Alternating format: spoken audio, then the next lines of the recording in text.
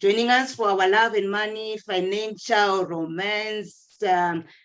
If you can share the video, can invite someone. And if you have any questions that is connected to what we're discussing, you can post it on the Facebook Live, and our panelists will attend to the questions. If you have any comments that is relevant to what we are discussing, you can also share. Then we can also acknowledge. Today, joining us is Pastor Dr. Farai and Pastor Busi Maposa and Themba Mazibuko. Themba is a financial coach, trainer, and consultant in risk management, strategic planning, and financial advisory. Themba, would you like to share with us the financial news?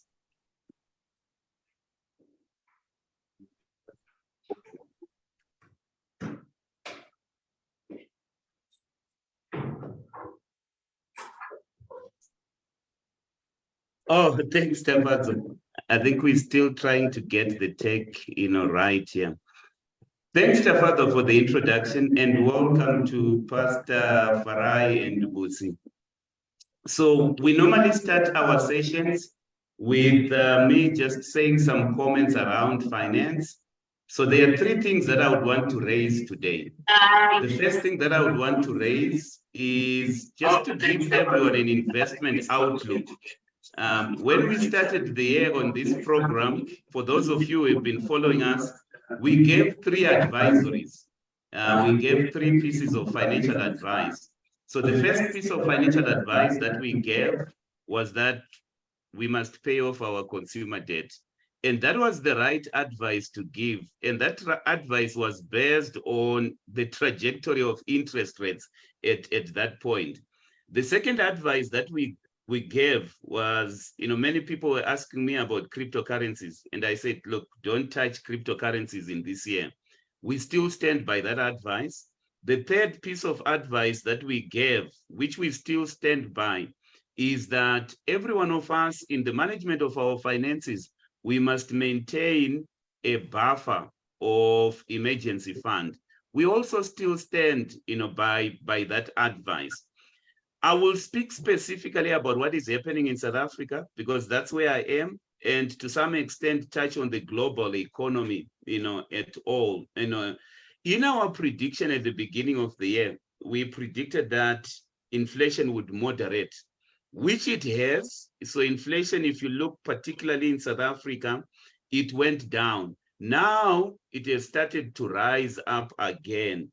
And if you look at what economists are saying, particularly in America, high interest rates will be there for a longer time. So my advice to all of us, when I look at the outlook, is pay off your debt. I think we are entering a very uncertain time. And in that uncertain time, anything, can actually happen.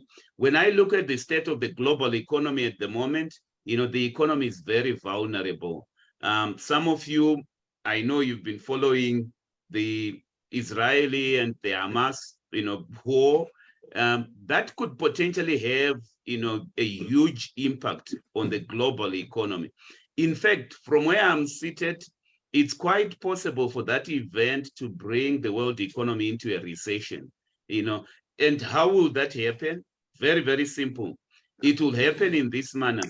If Iran joins the war, which is not, something that is far-fetched, if the, militants in Lebanon and Syria join in, then there will be a huge shock on the oil markets. And in fact, some people, and even myself, are predicting that the oil prices can go up to 150.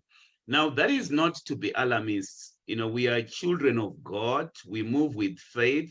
But it's very important that we are conservative in the way we manage, our finances.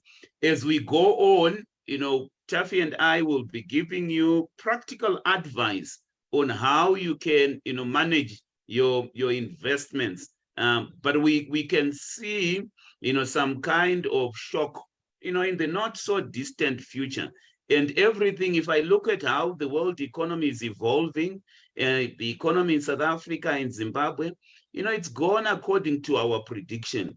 I think inflation will start rising up, essentially because of energy prices, food prices.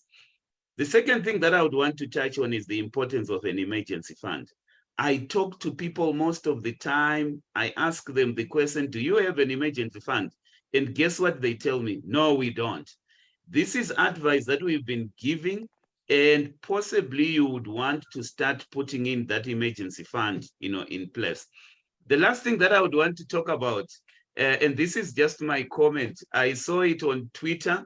A friend of ours, was trending on Twitter. His name is July Ndlovu. And the reason why he was trending is essentially because it was reported that he is the third paid, CEO in South Africa. I don't want to talk about the figures. I want to talk about the quality of humility. The other day I was reading a book by Jim Collins, titled, Good to Great. He speaks about level 5 leadership, which is characterized by humility. It's very important, and this is something that I have learned over the past few months. It's very important to have some kind of humility. When I look at how his career has evolved over time, he's a very humble man, and he has reached the top of his career. And I've seen people who've got, arrogance when it comes to managing finance and everything else. They have not really gone anywhere, in life. And I can almost predict that this is the time when God is uplifting, people. Maybe we can do what Pastor Farai and Buse are doing. I will invite Tafadzo into the screen. She was on her own screen. Tafadzo, if you can just come into the screen so that we can share the screen, as well, but you can continue. Thank you very much, Themba. If you have any questions in connection to what we're going to discuss, just type in the comment section. I would like Pastor Farai and Pastor Buse to just introduce themselves. We have put their profiles on the Facebook page, but I think they should do it themselves. And yes, when they've introduced themselves, maybe you can also just address this issue. You've mentioned that you're passionate about helping couples. What are the major issues, maybe 3 or 4, that many couples that struggle with regarding love and money, and how have you helped them? Over to you. Okay, thank you very much. Such a pleasure to join you on this program. And so this is us, Pastor Farai and Busi, or, we are pastors in the Netherlands. We are pastoring a church under the Redeemed Christian Church of God. It's called Amazing Grace Parish in Wageningen. Try to pronounce that. We are from Zimbabwe, but we've been living in the Netherlands for the last 20 years. We are blessed with 3 kids. Outside of being pastors, I am a director, food safety director in Danone, one of the biggest dairy companies in the world. And I specialize mostly in infant nutrition and young child nutrition. So that's it for introduction. Before we go into the question, I'll let Busi speak for herself what she does. Thank you. Greetings, everyone. My name is Busi Maposa. Like as mentioned, I'm a pastor too, pastoring together with my husband, and I also work. My background is finance, business studies, and finance or business administration. And I work for a Dutch non-governmental organization, one of the top Dutch NGOs called SNV, which is managing projects that have to do mainly with agriculture, climate change, wash, this sanitation. So we run projects in Asia, Africa, and I work in the business development team, which is the one that we are the tender department where we get the funding for these projects. So I work in the tendering team. We try to win as much funding for all these projects that will be running in Asia, Africa, etc. So, and my role is doing the budget actually. So we say, for example, if we have maybe one government says they want to run a project, 25 million, say in Southern Africa, then I'm working to do that budget. And when we finish, when we've won the tender, then we hand it over to the countries, then they will now start to implement. So that's what I do beside that, and also being a mother of three kids, 2 boys and a girl, 2 boys who play football and a girl. So I'm also busy with football because one of them plays professional. So I actually came from the match just a few minutes ago. Thank you. Yeah, so coming to the question that's been asked of us, love and money, financial romance. I'll start off and say, money is a tool. The Bible says money is a defense, so money is a tool. It's a really great tool to have. And when you have money, you can do a lot of stuff. It's an enabler for dreams, for goals, for targets we have in life. It just helps you to spice up things when you don't have to think about what does it cost, and you can just do things because it's available. When money is there, it helps you do a lot of stuff. So having put that preamble that money is a good thing to have, the Bible says money answereth all things. And I mean, that's what the scripture says in Ecclesiastes 10 verse 19. A feast is made for laughter and wine maketh merry, but money answers all things. So, money is really, that's what it is. It's a legal form of tender. It's a way of exchange. So it is a means and a tool. And so what is some of the 4, we'll speak maybe about 4 issues that we see couples struggling over. The first one is the lack of communication about finances and money, just that they don't talk. So one does their own thing, the other does their own thing over there. And at some moment there is a tension, there is a clash. People are not on the same page. So the first one is really just the lack of communication and the lack of openness about money. Just to add on to that, like for example, you'll find that at times couples are married, but one does not even know what the other earns. They don't even know how much income the other brings in. So a lot of times they work on assumptions. If you don't know what your husband earns, sometimes you think he's a big earner, and then, so it's the real picture is not so true.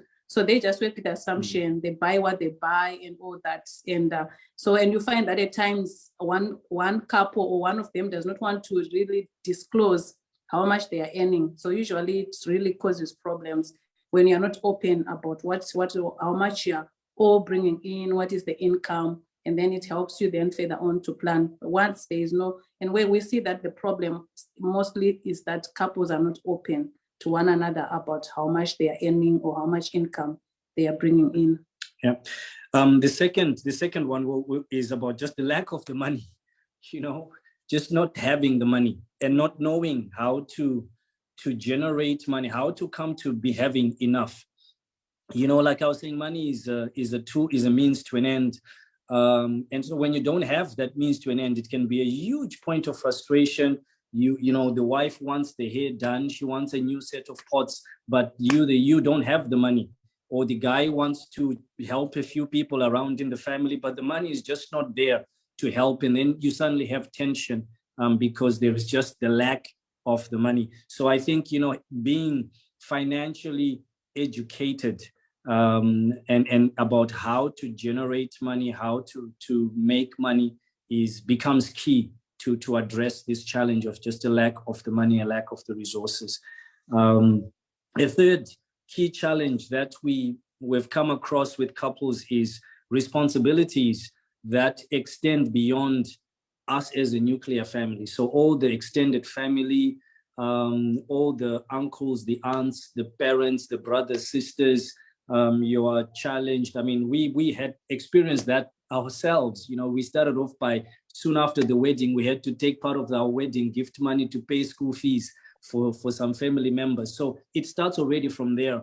And if you are not careful on how to manage these, those challenges can go on, because on one end, you feel an obligation to help, but how then do you help it? How do you navigate what you were doing when you were single versus now that you are married? And then also when you have kids that also need school fees, you need to support them in different ways. How do you then bring up and help the extended responsibilities. It's family, but also sometimes church. I mean, and being pastors, you know, we come up and we say love offering today, special offering, seed offering, building fund, church build, transport, and so forth, new program, conference after conference after conference. And there you are in leadership. And when the pastor is saying, I need 10 people to give me 1,000 runs, pastor is looking at you, and you know he's looking at you. But you know what, at some moment, how do you balance these extended responsibilities? So it's both in the family, but also things like church or other commitments in clubs and things like that. And the fourth one is probably maybe what we should have started off with, is just a lack of financial knowledge.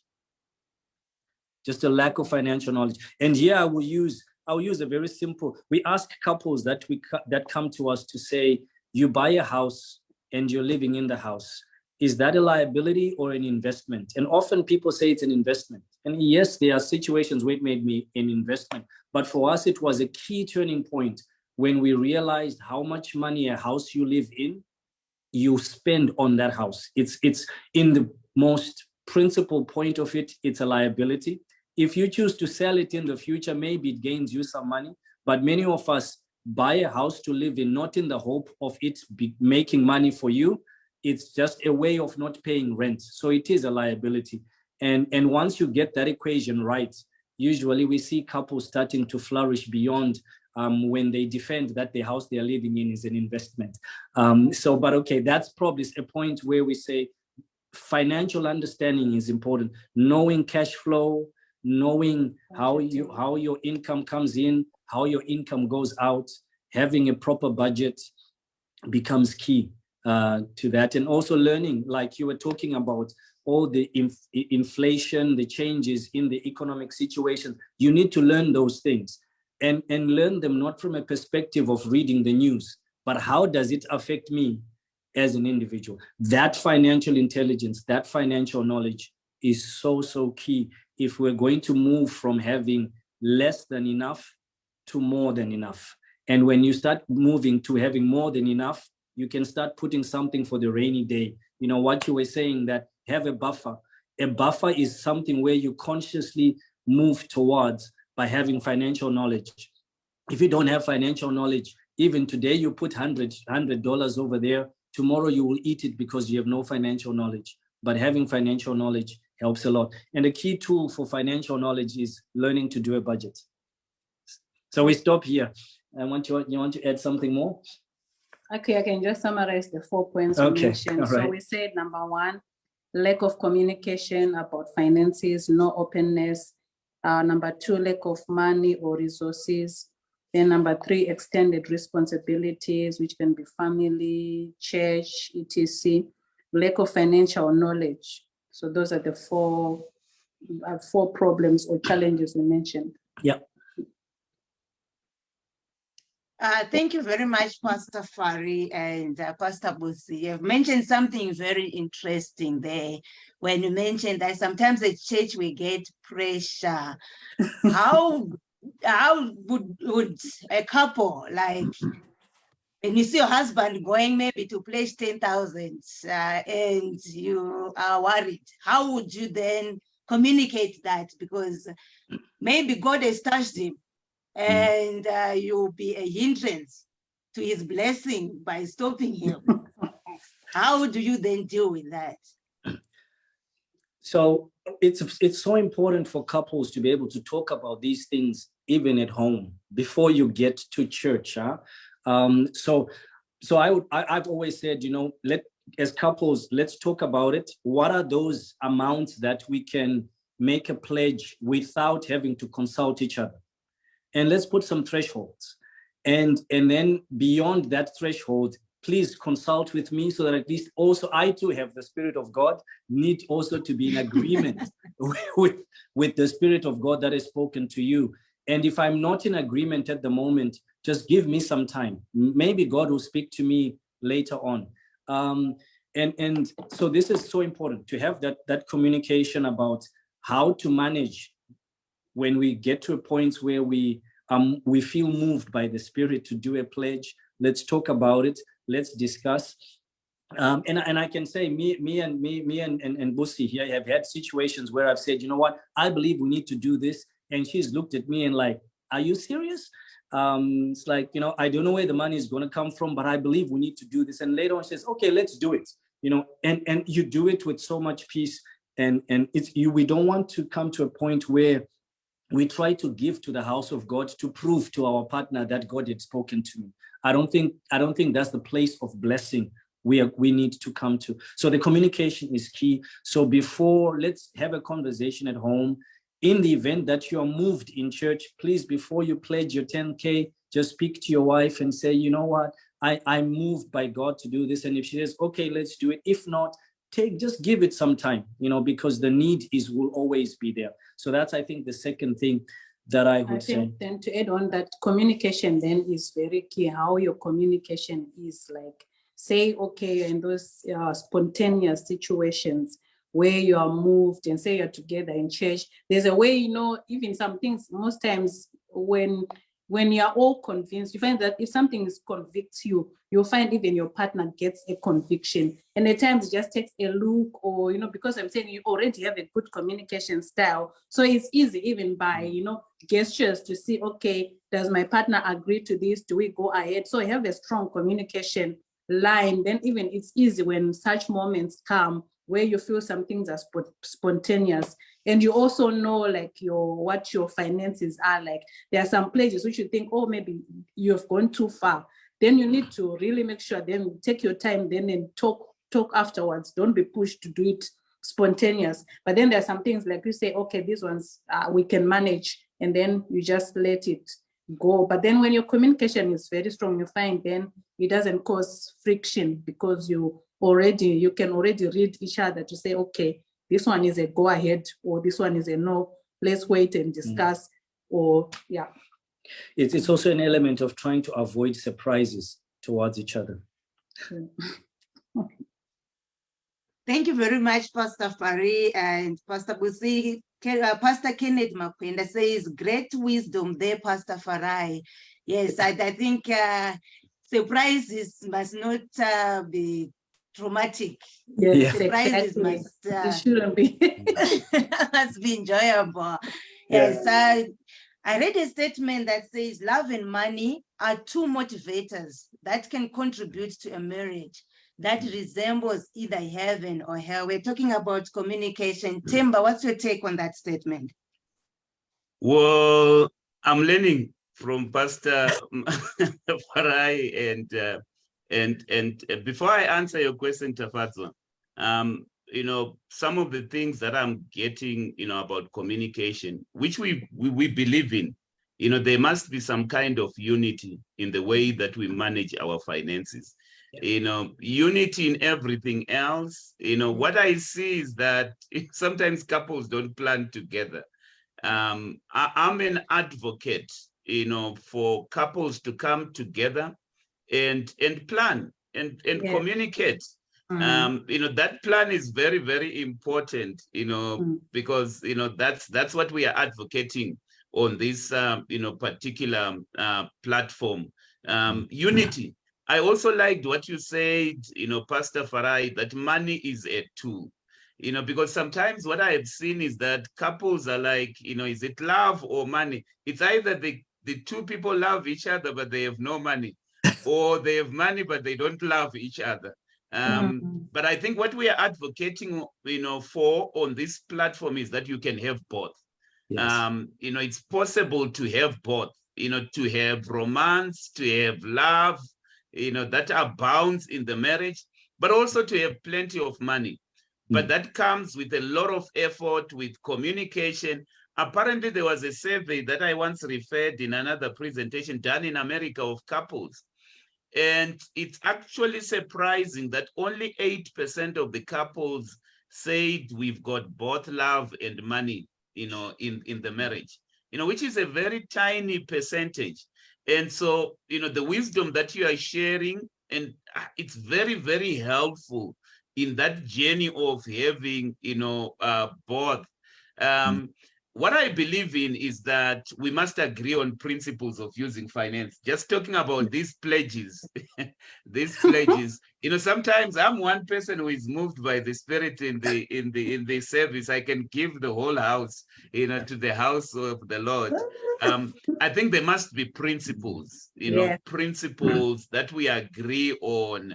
We must plan and say, one thing that I am always passionate about, and you can have your comments on that. This thing about the buffer is very important. I think couples must agree that there must be an amount that mustn't be touched, because we can't be exhausting everything, all, the finances that we have in the house. We must have some agreement that even if you are moved by the Spirit, we can't touch the buffer for those kinds of things. You can use every other, money that we have, but the buffer cannot be touched, except in extreme emergencies. Only then can we touch the buffer. Let me go to your question. Your question was about communication. It was about, I was just talking about what I learned from you. So I've, you can come again on your question.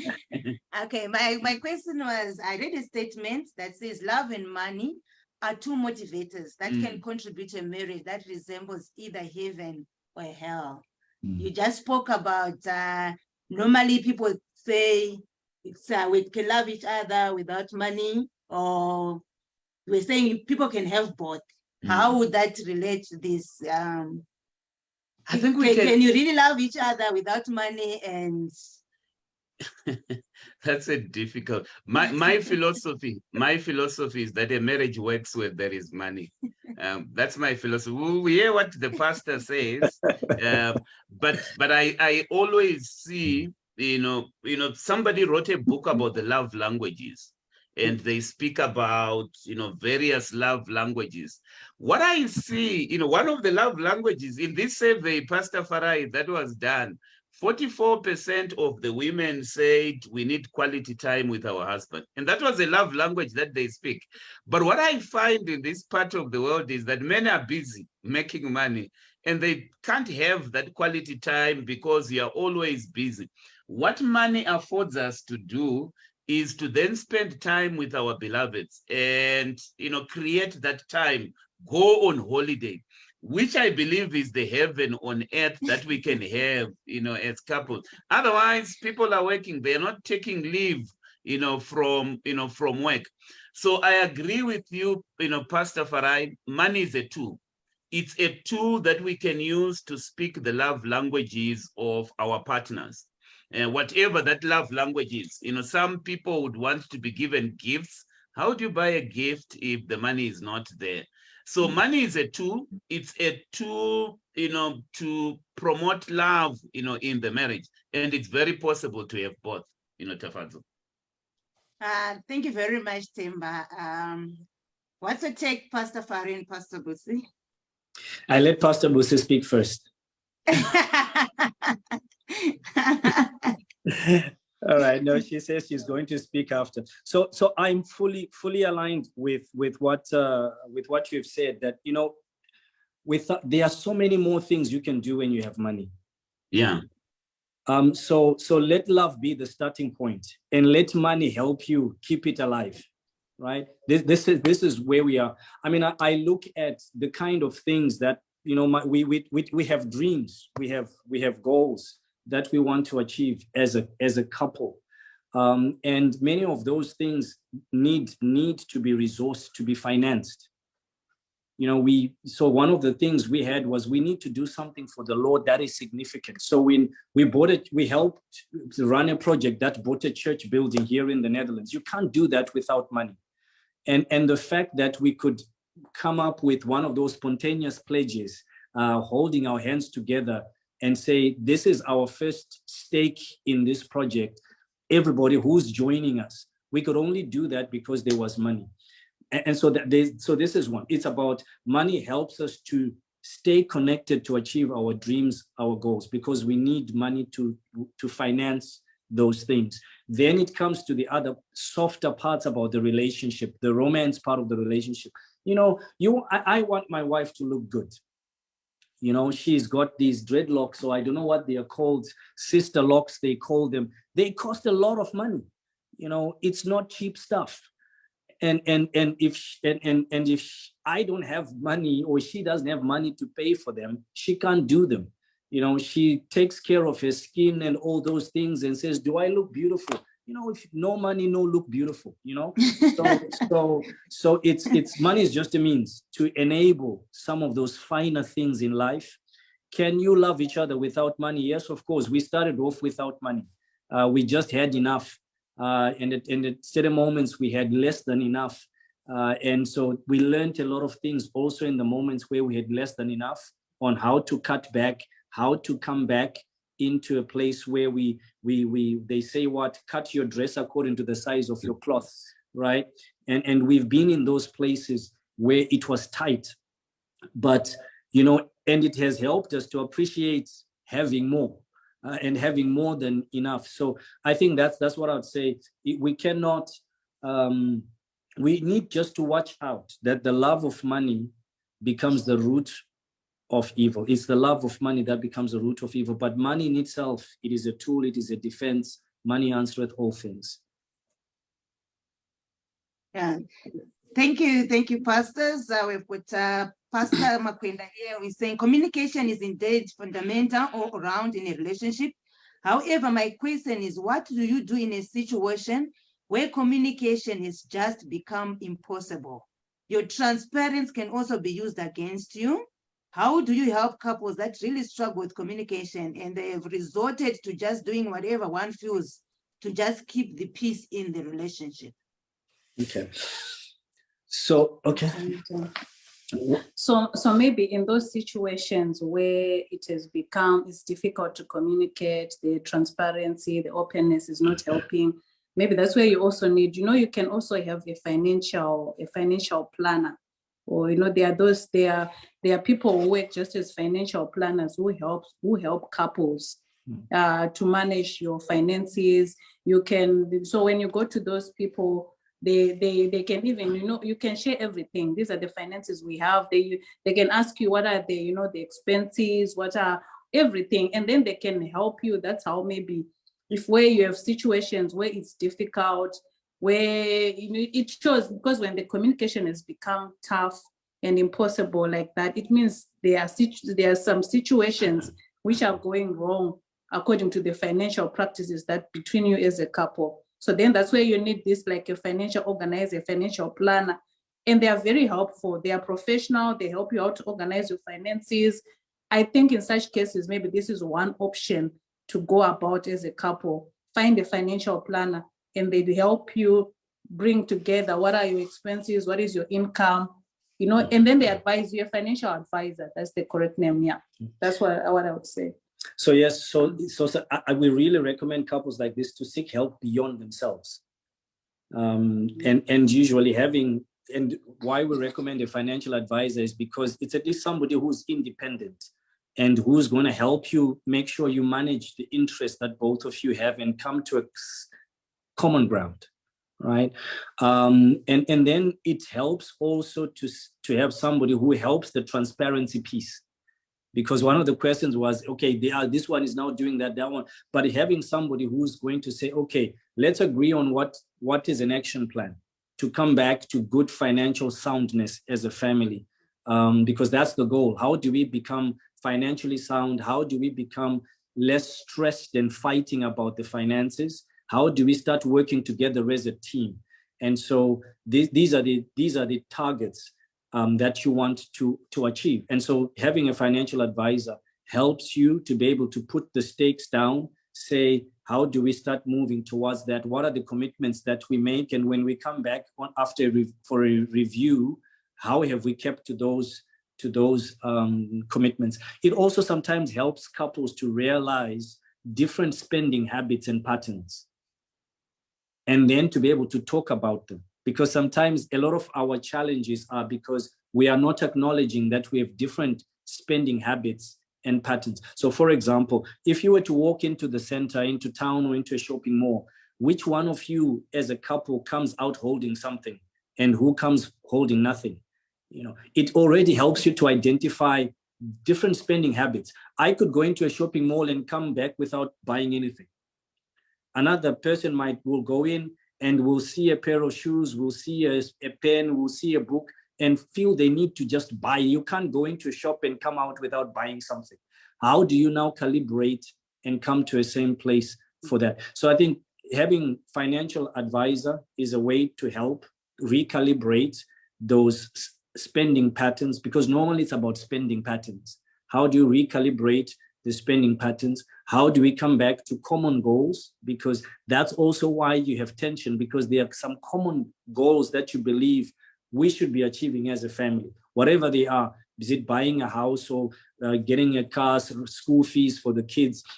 Is it going on a holiday? What sort of holiday do you want to go? Is it making sure that you have a certain level of diet in the house? Is it paying for the gym? I don't know. Is it then supporting the extended family and all the projects at church? How do you come to having financial goals that you say, let's work on this together? Another way that we've found can also help couples is to step back and say, how much are we controlling of each other? Yeah. And how much can we let go on something? So we give one couple that we this one was a tough one. But in the end, we said to the couple, you know, when you have your budget, when you do your budget, so we gave them a budgeting tool. They went and sat down and did their budget. And we said, go and put a column called miscellaneous. Miscellaneous for the husband, miscellaneous for the wife. And the wife and the husband can do whatever they want with miscellaneous. Don't ask. But all the other things that are agreed, you rent, clothes, food, fees, these are obligations. Offerings, whatever, you also plan in your budget. This is the amount of offering we are going to give, because you know what you have in the month. So that the offering in church on a Sunday is not always, does not have to be spontaneous. You can plan it. Yeah. Right. And it's the extras that maybe can be spontaneous. So he said, put the extras into the miscellaneous. And so in one of the months, the wife went off and bought shoes, lots of pairs of shoes, and said to the husband, you will keep your mouth shut. You will not ask, because it's her miscellaneous. You do what you want with your own miscellaneous. And you know what? It helped them to stop the fight, because now the obligations were met and there was freedom in being able to buy 10 pairs of shoes because I want to buy 10 pairs of shoes this month. Yeah. Just to come in there, Pastor, Farai, I just want to, agree with you on two things, and just to reinforce these things for the purposes of, for the benefit of our audience. Bringing in a third party, a financial planner, is very, very important. I cannot emphasize that, enough. I see that, some couples don't ask for, advice from experts. Even some couples, I'm talking about in South Africa, they haven't planned, things such, there's no insurance in their house, there's no life policies. They haven't received that particular, assistance. I had a set scenario of a couple where the husband had money, died, but nobody knew where the life policies were. Nobody knew where the money was. He died with with all the ATM cards on him, which emphasizes the point on transparency. You may or may not be aware, Pastor Farah, one of the things why people are fearful of being transparent in marriages is, number one, if we are to do things together, then I may not be controlled and not be able to do the things that I would want to do. The way I've overcome that, Pastor Farai, because I also had that problem in my marriage, until I decided one day I'll just give Tafadzwa the card, let her use the money up to a certain limit. And, I don't monitor, let her create her own account and do the things that she has always wanted to do. But there are things that we've, planned to, and so I like the idea of the miscellaneous column on the budget, because at least it gives the freedom to the other partner, to pursue their purpose and even to help without being, without attending a trial in the marriage to say, why did you use this money? Why did you use that money? So I totally, agree, with that. Just to say something, maybe this is not for Christians as such. I once went to West Africa in Burkina Faso to do a training to couples on finances. And I found something very shocking there. The men in West Africa don't want to be transparent with their wives, because if it looks like there's a lot of finance in the house, then the wife gets to panic, because it might be an indication that the husband wants to get a second wife. And I just found that very, very interesting. So the husbands there, they said, look, this thing about finances, we don't discuss it with our wives, otherwise it creates problems. But obviously, if you're a Christian, you don't have, that mentality, at all. We are advocating for total transparency, for planning together in a marriage. I also had an experience teaching about finances in South Africa, where one man says, look, I don't discuss with my wife the policies that we have, because we have had incidents of partners killing each other, because if then you disclose that my life is insured for 100 million, then, then you might be eliminated by the other partner so that they access the 100 million. So these are practical fears that people have, concerning being transparent. But there is a way in which it can be done, to such an extent that everyone achieves their purpose, in the marriage. To me, it starts with us having, some kind of agreement in terms of what do we want to achieve, and what are the principles that we're going to abide by, when it comes to, to finances. There. Nonhlanhla says these are good tools even for other challenges that couples experience. Thank you, Nonhlanhla. If you have any questions, let's continue just putting them in our comment section, then they will be addressed. Like 2 weeks ago, I met a pastor, so we were just talking, and he said he had left ministry, and he was working before. So he wanted to focus on ministry, but then his wife, who is a CEO somewhere, was now like providing for the family. But then he said, I'm under pressure, I'm not comfortable. So I asked him why he was not comfortable. Is it about ego? Is it about, they said, it's about this, I'm a man. So we just left it there. What's your take, Pastor Fari? What's my take? So, in other words, the short question is, should the man always be bringing the greater income in the house? That's the short question. So I always say the man is a breadwinner. However, your breadwinning can be in different forms. Being a breadwinner does not mean that you are the one that receives the biggest paycheck in the house. It's about being able to be financially prudent with what comes into the house. And so, we were talking about, you're talking about, it's important for couples to plan together. One of the best planning tools for finances in marriage is a budget. It's a budgeting tool. Every family should have a budgeting tool. And why is it so important? Because on the budgeting tool, we're going to look at and say, together as a couple, what is our income? Wherever it comes from, doesn't really matter where it comes from, wherever it comes from, what is our income? What's the totality of incomes that come? You are working, you are working there, the income is coming in. And as that income is coming in, what are our expenses? And what are the things we want to spend on and we need to do? It's your plan, and it becomes your radar together. And then afterwards, it's about how do we stay committed to this plan. So for me, the other part, when the woman is earning more, I sometimes say to my wife, I'm just waiting for you to earn more, then I can, enjoy the money and do whatever else I want, because now I have to go to work. It limits me on some of the things that I want. If you earn and are able to pay me to do that, that would be great.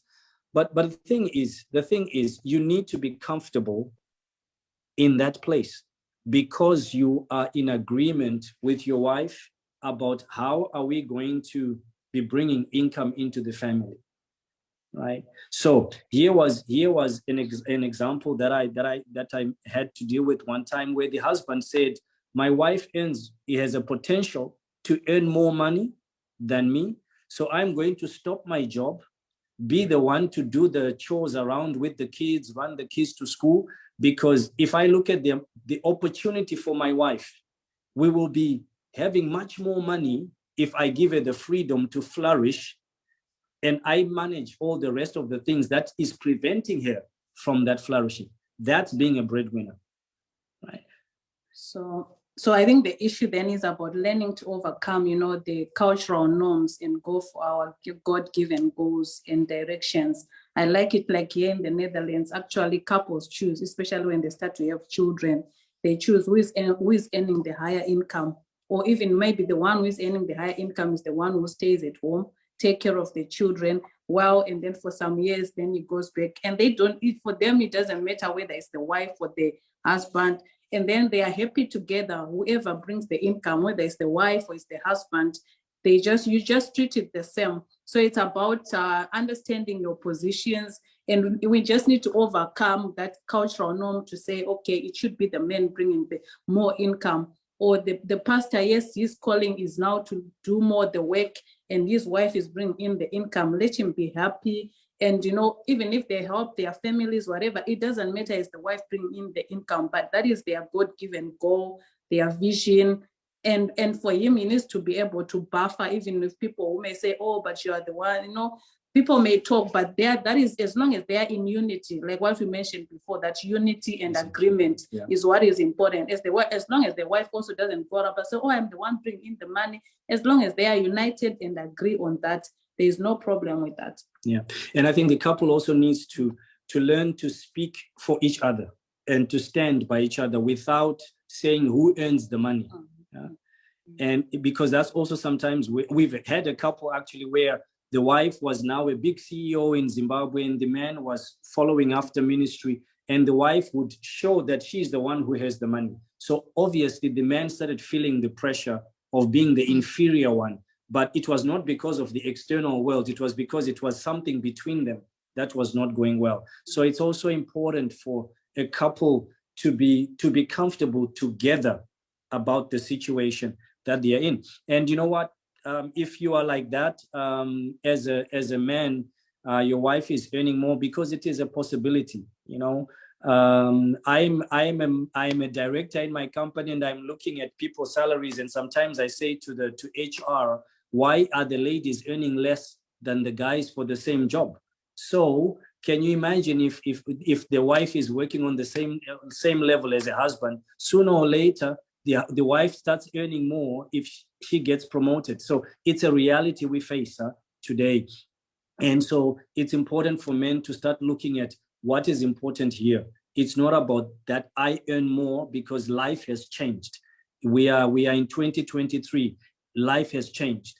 And so we need to catch up with that reality. But more importantly, come back and say, what is our total income as a family? What do we want to do? What do we want to achieve with that money? My last point is, we must not be lazy. Whoever is earning more, we must not be lazy. We must always seek to say, how can we improve our on our financial status together? That's what I would say on that. Totally agree with that, Pastor Farai. Just to, talk about some of the trends that we are observing in this part of the world. If I look at government policies in South Africa, it's all about promoting women, because of what has happened in the past. So they are deliberate policies, to promote women, to such an extent that, some women have found themselves occupying CEO positions. I'm a consultant in the banking sector, and I can tell you every time I go to Botswana, most of the banking CEOs there are women. And it's become a reality, that women are going to rise.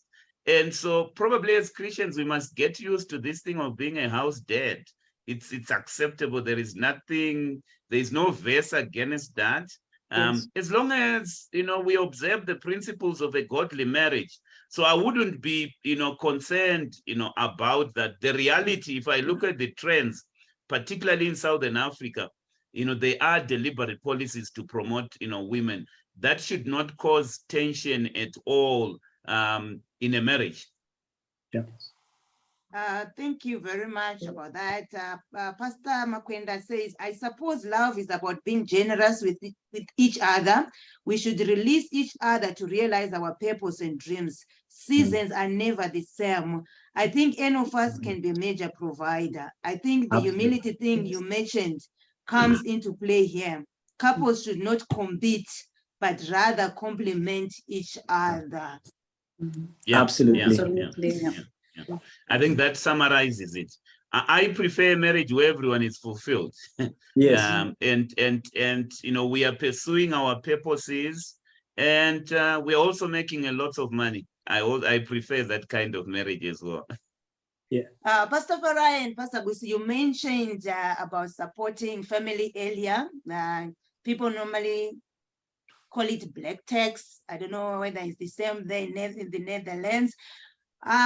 If someone is married to someone from a wealthy family and the other one is from a family that needs help, how should they go about it? Maybe the wealthy parents don't necessarily need the support. How do you balance that? Do you give more to the needy family, or what happens there? So for us, what we have experienced and what we normally advise is, families differ. Like you're saying, maybe one is a wealthy family, the other is not a so wealthy family. So we always say, give as per the need. That it doesn't mean you make it 50-50. Sometimes the other family maybe needs more help than the other. And we say, give according to their needs. And also, but it doesn't mean that, the wealthy family, then don't give them anything, but see also what are the things that you can give, gifts or whatever. You can always be relevant at any point in time. They have everything, but you can always do something, birthday gifts or Christmas gifts or whatever. So we usually advise couples to say, or us, even our own experience is usually we give as per need. And sometimes we find one family has more need than the other side also is more need, and it always changes. At times the needs just change like that. So if you say 50-50 all the time, it might not work per se, because sometimes maybe they even need more than the 50. So, but as per need, but make sure that you do something, at least you do something to both sides, but weigh the needs. And because if you are the wealthy family, then you push for 50-50, but then the other needs more, then yes, you're doing it, but you realize maybe it's not enough for the other side. So we just say, always weigh and agree as a couple, this is what we're going to do for this side, and this is what we'll do for the other side. And just to build up on that, let's take parents. They appreciate us when we do things that touch them the most. And that's what we need to find. What is it that is their greatest need? And how can we address that? What is their challenge? And how can we best address that with what we have and what we can, right? Because the challenge of trying to say, I do the same here, I do the same over there, can stretch you beyond your own means. So, and I give you a story, a wealthy family say, okay, let's put an amount, we're going to give 10,000 US dollars to my family because they are wealthy and their need is 10,000 US. So we need to give 10,000 US to the other family. You could be stretched if you don't have that 20,000. And so it is important to really look and say, what is it that would address a particular need? There are needs in a wealthy family that can be addressed in particular ways. And many of the times, it's not even the financial aspect that they need, that they are looking for.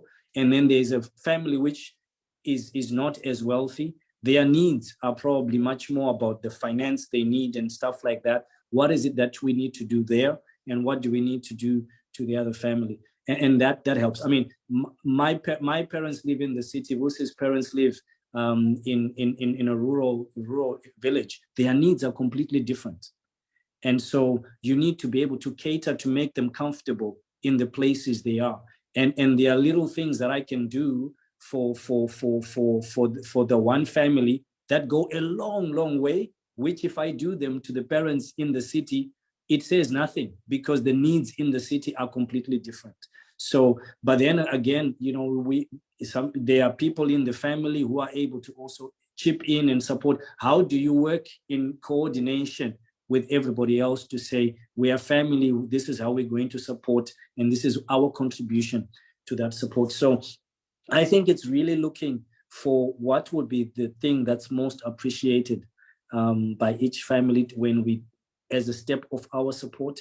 And I close it off by saying, also be open and transparent about what you can and cannot do. Because sometimes families start to have expectations of us.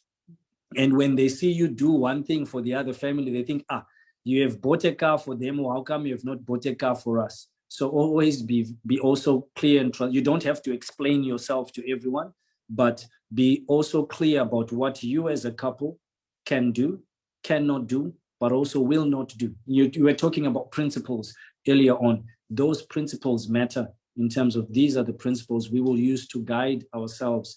I mean, my parents are both there. And so my brothers wanted to live with me at one point when we just got home and said, no, you stay at home. There are more than enough bedrooms for each of you to sleep in. Why do you want to come and crowd yourself in my house? But my brother-in-law needed a place to stay. So he came and lived with us. And it's about being able to be very practical about what can, what cannot be because of the circumstances. And we need to use wisdom as well in that way of how do we address the needs of the different families. Yeah, 3 things that I would want to say. The first thing is, you know, Pastor Farai and Pastor Busi, you've been emphasizing the point about budgets. So I'm assuming that we're talking about the giving budget here. Because what sometimes happens is that people make commitments, you know, funds that have not been budgeted for, and that's a problem. You know, even when we are talking about, you know, which families to assist, it must come from a budget somewhere, and everyone must be clear which budget it's coming from. Then we're deciding, you know, about the use of that budget. So what I would encourage everyone is that, you know, even when we give, we have to give. It has to come from a budget, you know, somewhere. We've budgeted, we've discussed. The second thing is I totally agree. It cannot be 50-50. It has to be, you know, per need. And, you know, depending on, you know, where the greatest need is. The third thing is just an observation that we've made in our own marriage. And I'm sure you've made the same observation as well. Is that if as a couple we apply the right principles, you know, that giving budget will grow over time to such an extent that it's not going to be a burden anymore. And my experience in marriage is, you know, we found ourselves with greater capacity to give and to assist, you know, here and there. There is an emergency operation here, you are able to assist. And to me, it's about applying the right principles from the beginning, because sometimes when you begin your marriage, you know, the budget is tight, and it becomes very, very important sometimes to say no, because no is a good answer as well. No, we're not able to help, you know, at this stage, and I need to talk to my wife, you know, about it, because sometimes, you know, the one partner just commits us to, you know, a commitment and nobody is aware of it, and then we find ourselves, you know, having to make good on that commitment. Pastor Makwenda says extended family can be a pain at times. There are parents who would look down on the poor Murora from a poor family. They will always say whatever the couple has is from our son and sometimes daughter. How do you help couples who are in such a scenario where the other is disrespected and looked down upon by the rich family or extended family? Right. So yeah, it's a real issue. Huh? One of it is about communication. It's about, you know, at the end of the day, as once you recognize that one of my wife or sometimes my husband is looked down upon, whatever you help because it is what we have agreed. This is what we can do. We will not stretch ourselves to try to please people. It is so important. The fact about being able to say no becomes so crucial, but also being able to say, you know, look at yourselves and say, are we doing our best? If you're doing your best, then yes, be satisfied with doing your best. People will always talk. Even for people who are super rich, they will always talk because they always think you can do more. So give your best and be comfortable in saying, we've done our best, this is what we can, and we can't stretch ourselves to please everyone, because at the first most important part is us as a nuclear family. We must achieve what we want to achieve. Everything else we do is extra. It's because we have a good heart, because we're raised well by our parents. But don't start breaking your back to please. This is a first key advice that we give. And then we also say, you know, the one who's coming from the wealthy family where people are, he needs to be able to speak up and say, this is us. It's not just me. This is us. Whatever I do for you, it's because of us. And to be strong, to be clear on that and uncompromising. I give you an example. I went to Nigeria and I stayed in the house of a pastor who, at that moment, all I had known about Nigeria was that the men are macho.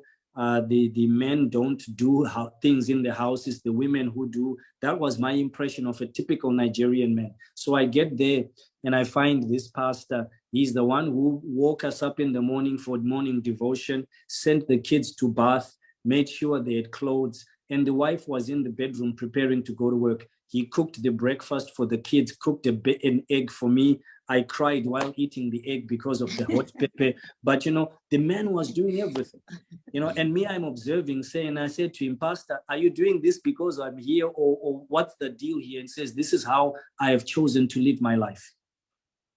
And the people expect that my wife should be doing this. And he tells me a story of his mother when he was giving things to his mother. And one time he cooked a meal for his mother. And the mother was now despising the fact that I cannot eat the meal cooked by my son who is married. And so he said to his mother, Mom, I give you a choice. Either you eat or you get back in the car and I take you to your village and you can eat, you can do your traditions over there. Right?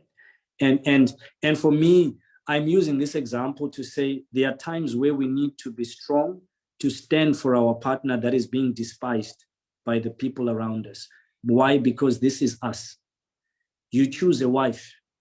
You don't choose parents. You don't choose brothers, but you choose a wife. You don't choose your parents. You choose your husband. So the choice we have made, whether rich or poor, is a choice we have made, and we need to stick by that choice and speak up for that choice. And we keep doing our best for the people because we have love and we are people who have been raised in a good way. Thank you, Pastor. But I thought you were crying because we were so impressed that the man was cooking for the wife. It could have been both. Timba, Anisu says, can we please have a template for a typical couple financial principles, Christian one? I don't know if there is a template I will hear, but what we can only do is to Tafazo, we've done our own. Yeah, I don't know if you still, it used to be an attachment to the strategic plan. So probably we can avail our own. You know, I don't know if you've got a template, you know, Pastor Farai and Busi, but to answer Aneso's question, we can avail what we've done for ourselves. I like planning. I like planning. I like discussing. I like strategizing, and so every year we prepare a strategic plan for the family with my wife, and we are used to that. And an attachment to that strategic plan is the financial policies of the house, so that everyone is clear. You can only spend so much, but it's specific to couples. Yeah. And that's what has worked well for us. I don't know what will work well for you, but we will avail that template. Pastor Farai and Pastor Busi. Sure, we can say. I mean, we have a basic budget file that we've it's an Excel sheet, which we have played around with all kinds of iterations to add things like tithes, offerings, people we will give. So we can send you that template, which you can use now. A lot of my budget is automized in my banking app. So it already tells me by the 14th, expect to pay that much, and everything is in there. But again, this budget tool has helped us to sort of say what is our, what's the big picture planning, so that when we go month by month, we are not surprised by what's happening in every month, and it allows us to come back and have a conversation sometimes when things are sort of not in line. So, but we can send this tool, this basic Excel, and people can play around and customize it as they desire. It's just an extra one. Yeah. Thank you, Anesu.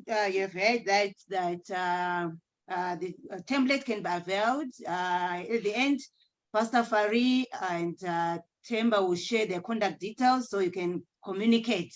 Then maybe you can pick it up from there.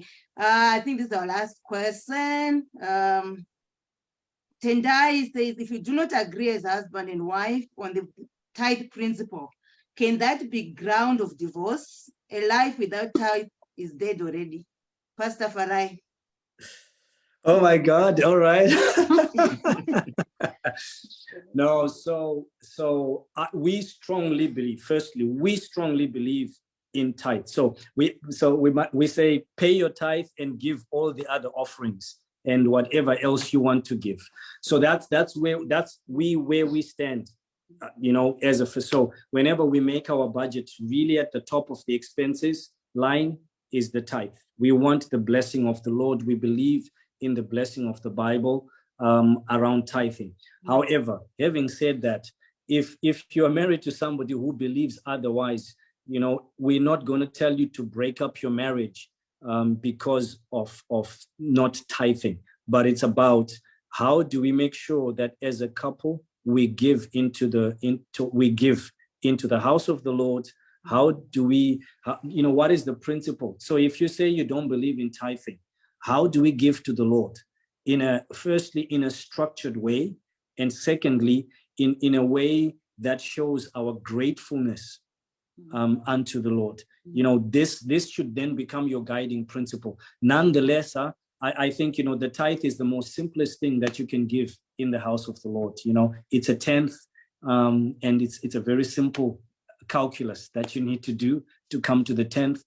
And it opens doors for you. We have seen it and experienced it in our lives. That's why we say that. But we are cognizant that there are some people who struggle with the concept of tithing. But what you should not struggle if you're Christians is the concept of giving to the Lord. Yeah, so maybe name it something different, but at least or some say they don't believe in the tithe, they believe even in more, whether they do 20, 30, but give it a name, whatever you want to give it. But it's more like communicate, come to a place of compromise. What do we do as a couple? How much do we give and what do we name it? But I don't think it's not the reason for divorce. I think you can always work around it, because it's not a reason really for divorce, even as the word of God advises us. What we also advised one couple, and it worked for them, was the husband said, I really cannot take this salary and not tithe it. And the wife was struggling with the aspect of tithing. And so the husband was saying we should tithe everything that we collect, bring together. So we said we asked them, could you allow your husband to tithe on the part of the income that he brings, and let your wife not have to be obligated by that, and let her give whatever she wants to give? Can you? And so that was a solution for them. So the husband said, what I've labored for, what comes to me, I would tithe, and my tithe covers the rest of the family. Whatever else that comes to my wife, she will give. And the wife was just a giver in her own way. And this was a solution that worked for them. So it's also about that. Then what I would also say in terms of tithing, that it sometimes helps when couples have struggles about this, is look at your incomes that you have. Fixed incomes for fixed expenses. Ad hoc income can cover ad hoc expenses, and you can put it into savings and into investments and so forth, but have fixed income for fixed expenses. And then afterwards, once your fixed expenses are covered, then you have whatever is and a buffer is something we put in fixed. You know, whether it's 10% of what you get or $100, 100 rands or whatever that amount you will say goes into the buffer account. It's a fixed expense. So fixed income for fixed expenses. And then the other ad hoc thing, you can then use that for all the other things. We have put tithes into our fixed expenses because we believe in it. So also, I mean, it's a conversation you need to have, but it should not break up your marriage. The concept is, can we give to the Lord? And can we give more as we are blessed by the Lord? You know, this is the aspect. Thank you very much. We really had a great afternoon. Themba, what are your closing remarks, and where can people contact you? I think the one thing that stood out for me in this conversation is about breaking cultural norms. I think it's very, very important.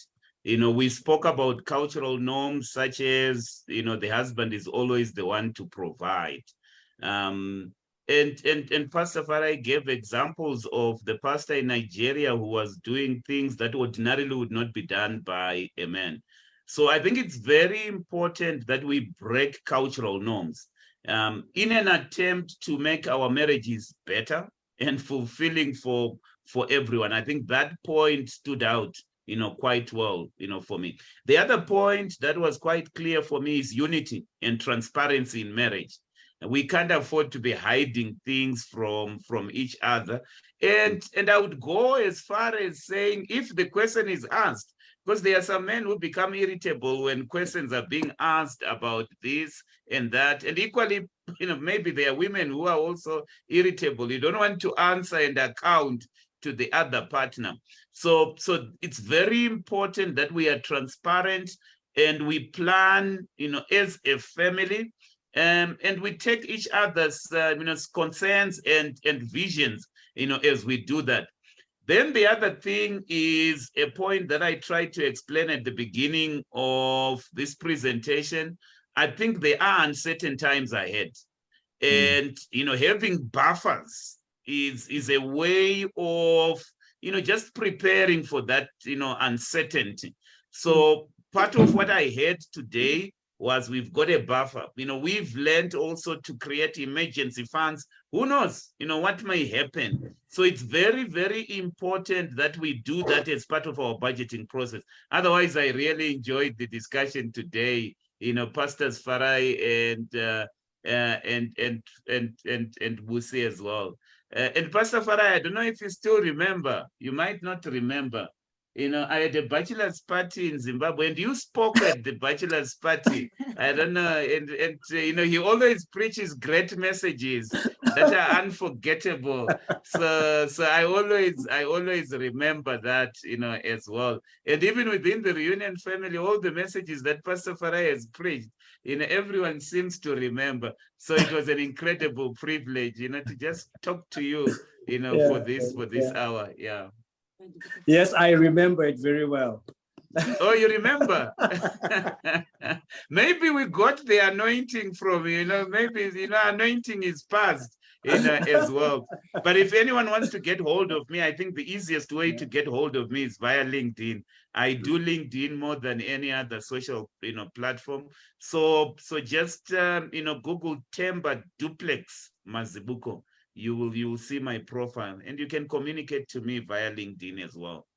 But I made a commitment to send the template or whatever we have. So we will do that to Anes. Pastor Makwenda says, half the time, if the couples are generous with each other, it's easier to then release each other to give in other places. There are partners who are tight with their spouses, but generous with the pastor and church. That creates unnecessary tension. Thank you, Pastor Makwenda. Thank you very much, Pastors Busi and Farai. Pastor Farai is an author. I'm sure if you look at the platform, we've been advertising his book. Pastor Farai, maybe you can give us closing remarks and then also tell people where they can get your book. And otherwise, if they also want to contact you, maybe for counseling as couples and Pastor Busi must also give closing remarks. You forgot, Pastor Busi, we need closing remarks. Okay, so I started. Okay, all right, okay, yeah. So thank you very much. It's been a blessing to be on this platform, also sharing our experience and speaking. We've also learned a lot. And I really liked what you mentioned about the buffer. Pastor Temba, what you mentioned about the buffer and having principles. And I also like the strategy, yearly strategy. We have our plan, but sometimes we don't do it like yearly. So I was really touched by that. And I think we are also going to put it into action, having it yearly. Yeah, that was really powerful. So it's been a blessing and I learned a lot too. Thank you. No, absolutely. Really, really good, good conversation. It also just stimulated us looking back at some of the things. What have we done? You know, and so one last thing that I really want to emphasize that has helped us, and I hope it helps somebody as well, is just really having that budget, doing that budget together. It brought transparency. We started seeing, so can I tell you a funny story before I close? It was, we were doing a budget. And I had a habit every morning going to work of buying a coffee and a croissant at the train station. So here I go to work by train. I was going to work by train. And so I'd buy a coffee and a croissant. It was costing me €5 every morning. And sometimes I would buy it also in the evening. So it was going through the budget, making the plan. And you suddenly realize, oh my God, this is so much money. 5 times 5, €25 times 4. It's €100 every month on coffee and a croissant. So my wife, what she did was she took €60, brought me a Tupperware cup, really beautiful cup. I still have it 10 years later. I still have it. And I could make the coffee in the house. And my coffee budget dropped from €100 a month to €10 a month. That's €90 in the pockets, and so the budget helps us. It's a tool. Do it on paper, do it on Excel, do it on whatever other fancy website tools. There's lots of them on the web now. We will give you our templates, but there's lots that you can do. Your bank probably has a budgeting tool as well that you can utilize as your funds come into your bank. It can review your expenses and help you to check. And reviews them as well. That's actually now with artificial intelligence, that's really good. So my bank actually tells me you are now overspending. And I'm like, oh, okay, I need to check what am I doing now? It's really cool stuff that banking tools are doing today. So use them to your advantage. And then lastly, as you heard, yes, I wrote a book with Uncle Patoni Ngoni Musendo. I call him Uncle, but Advocate is the more official title. The book is called Dear Yapi or Dear UP, depending on which side of the equator you are. It is letters to young professionals. And we've got 41 letters of wisdom nuggets of things that we have learned over the 41 years of our lives. That was the concept behind the book. What have we learned in our 41 years of life? Now we are 45 and 47, but it was what are the 41 lessons that we can share about career, about life? What are the principles that you could give to younger versions of ourselves that are about to bud out into the open from school, from university, from college, starting off as a career, starting off in life. So I recommend you go get it. It's on Amazon. If you are in Zimbabwe, you can get it on the post, which was on the page. You've got the WhatsApp numbers there. You can send a WhatsApp to those numbers, and we can send it to you from Zimbabwe. Otherwise, go get it on Amazon. It's there on Amazon. God bless you. Thank you so much for having us on the program. Thank you very much, Pastor Farai and Pastor Busi.